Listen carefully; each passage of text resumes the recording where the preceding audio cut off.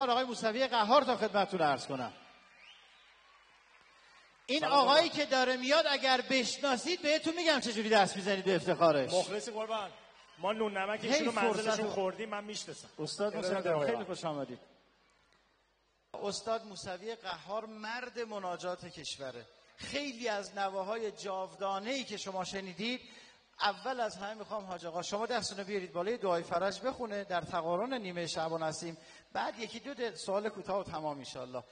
بسم الله الرحمن الرحیم.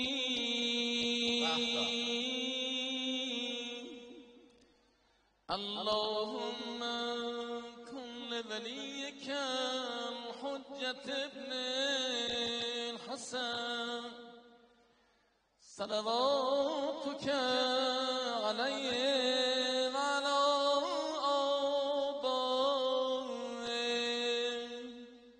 فی هذه الساعة و فی کل ساعة ولیا و حافظا و قائدا و ناصرا و دلیلا و عینا حتی تسکنه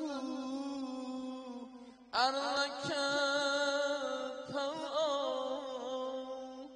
و تمتعه فیها طویلا. ماشاءالله. حاج آقا قهار با این صدای قشنگ دعای سحر ماه مبارک رمضان یه تیکه بخونه. اگه موافقی دست بزنید که دعای سحر براتون بخونه.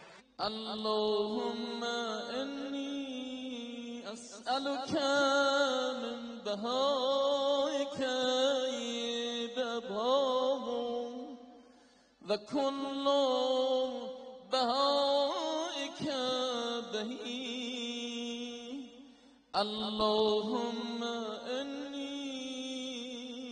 اسألك ببهائك كله.